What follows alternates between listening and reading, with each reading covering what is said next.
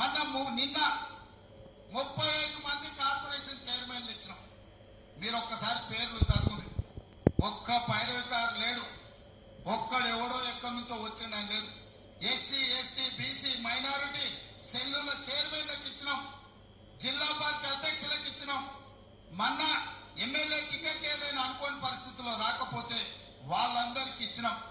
ఇవాళ చైర్మన్లు 2 సంవత్సరాల కోసం వేసినాం. ఇవాళ పేపర్లలో ఇవాళ పేపర్లలో పేర్లు రాసేది. ప్రతి కాంగ్రెస్ పార్టీ కోసం కష్టపడ్డ వాళ్ళకి ఇచ్చినాం. ఒక్క పైరవికారం కూడా ఇవ్వలేదు.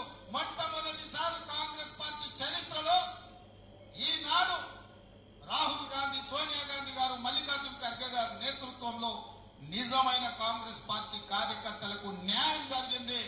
రేపు కూడా మీకు నామినేటెడ్ పదవులు కానీ, సర్పంచులు కానీ, ఎంపీటీసీలు కానీ, ఎంపీపీలు కానీ, జడ్పీటీసీలు కానీ ఏ పదవైనా కష్టపడ్డ కాంగ్రెస్ పార్టీ కార్యకర్తలకు ఇప్పించే బాధ్యత నాది. మీకు అండగా నిలబడతా. మా ఎమ్మెల్యేలందరికీ కూడా నేను స్పష్టంగా చెప్తున్నా, ఎవరైతే పార్టీ కోసం కష్టపడ్డారో, పార్టీ గెలవడం కోసం కొట్లాడినరో వాళ్ళకే పదవులు ఇవ్వాలి.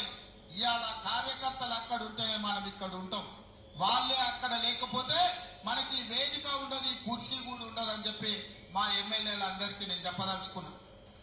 వాళ్ళు బలంగా ఉన్నప్పుడే, గ్రామాలలో వాళ్ళ గౌరవం ఉన్నప్పుడే మనం గ్రామానికి వెళ్తే మనకి ఇంత ఇజ్జత్ ఉంటుంది. ఊర్లో మనకి ఇజ్జత లేకపోతే ఊర్లో ఏడిపోతే మనం ఊర్లో పోతే సాయించేటోడు కూడా దొరకడు. ఏదన్నా ఊరికి వెళ్తే మనకు మంచినీళ్ళు ఇచ్చి ఛాయ్ ఇచ్చి ఇంత భూమ పెట్టేటోడు ఉండాలంటే మన కార్యకర్త బలంగా ఉండాలి. సంక్షేమ పథకాలు కూడా మనం ఇచ్చే పథకాలు కూడా మన కార్యకర్తలను అడగండి.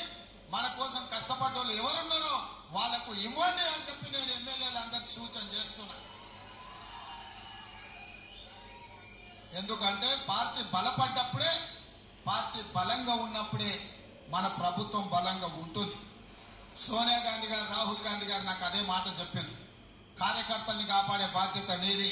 3 ఏళ్ళు నీ ఎంబడి నిలబడ్డారు, నీ వెనకాల నిలబడ్డారు, కట్టెపట్టుకొని నిటారుగా నిలబడి కొట్లాడినరు. వాళ్ళని కాపాడే బాధ్యత నీది అని చెప్పి సోనియా గాంధీ, రాహుల్ గాంధీ గారు చెప్పిండ్రు. మీ అందరితోనే ఆ విషయాన్ని పంచుకుందామనే ఇవాళ నేను ఇక్కడికి వచ్చిన